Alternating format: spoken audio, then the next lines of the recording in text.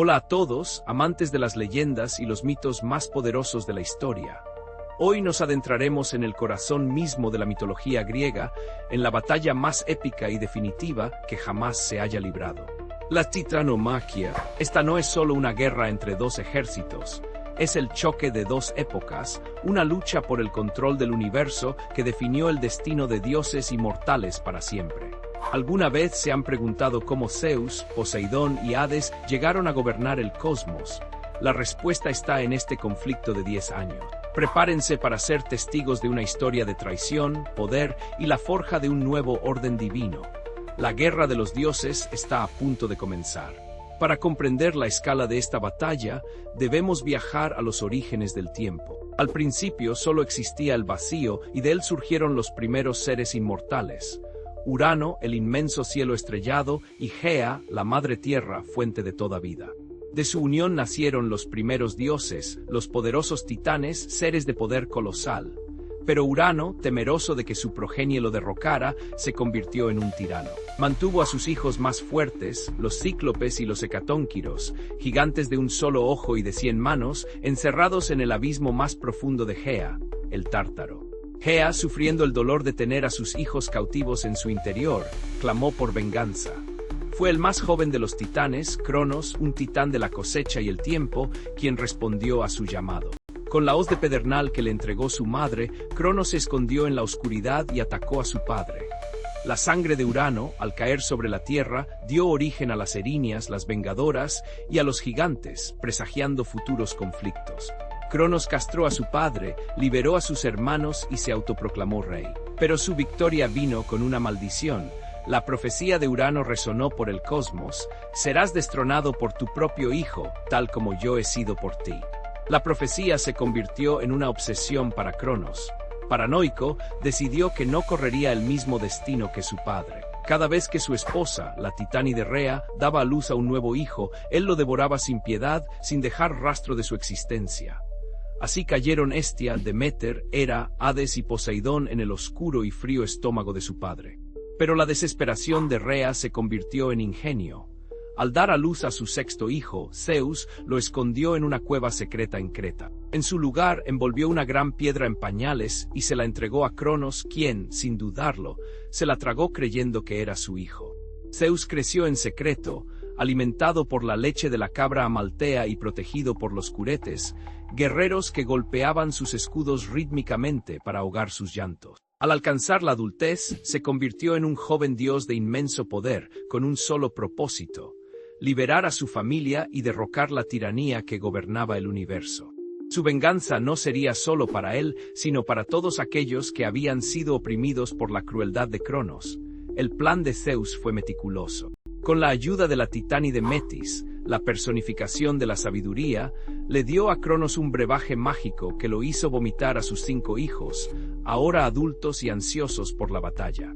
Hestia, la diosa del hogar; Deméter, la de la agricultura; Hera, la del matrimonio; Poseidón, el del mar; y Hades, el del inframundo, emergieron listos para la guerra. Juntos se establecieron en la majestuosa cima del monte Olimpo, un lugar inaccesible y sagrado, y desde allí le declararon la guerra a los titanes, quienes se fortificaron en el monte Otris. El universo se dividió en 2 bandos: los olímpicos, liderados por Zeus, y los titanes, liderados por Cronos. No todos los titanes participaron.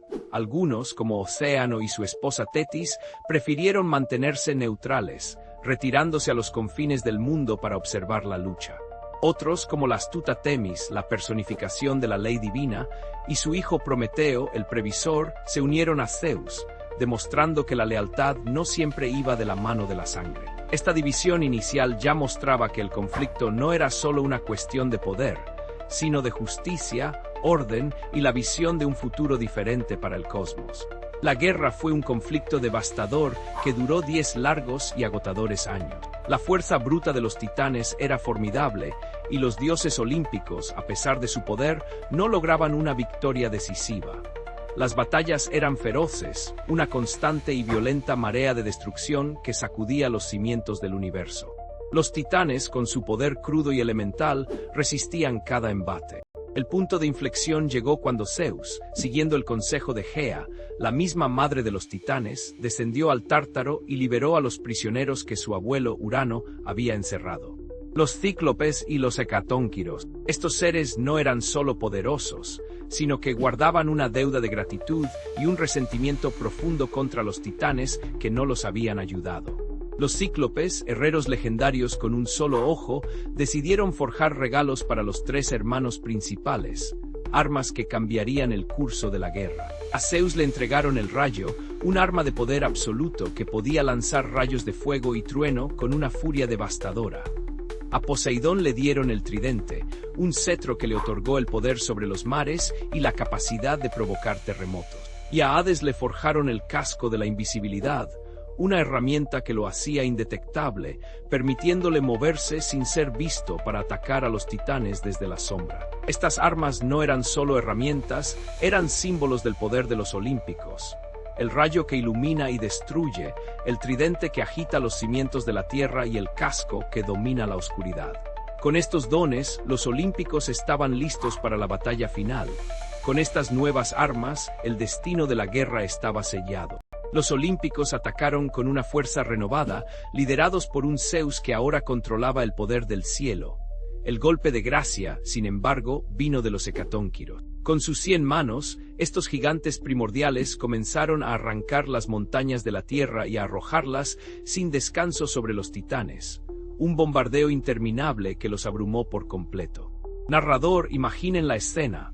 Montañas enteras convertidas en proyectiles, una lluvia de rocas gigantescas cayendo sobre el monte Otris. El poder del rayo de Zeus, la furia del tridente de Poseidón y la astucia del casco de Hades se combinaron con la fuerza bruta de sus nuevos aliados, y el ejército de Cronos se desmoronó. Finalmente, el gran titán fue derrotado y capturado. El resto de los titanes que se mantuvieron leales fueron encadenados y arrojados de vuelta al Tártaro, su prisión original, un abismo más allá de los confines de la tierra, custodiados por los incansables hecatónquiros. Un castigo especial fue para Atlas, el titán que lideró las fuerzas en la batalla, quien fue condenado a cargar el peso del cielo sobre sus hombros por toda la eternidad, un recordatorio perpetuo de la derrota de los titanes. La era del poder primitivo y caótico había llegado a su fin. Con la guerra terminada, la victoria de los olímpicos fue total. Zeus, Poseidón y Hades, los tres hermanos vencedores, se repartieron el cosmos por sorteo. Zeus se quedó con el cielo y el trono de los dioses.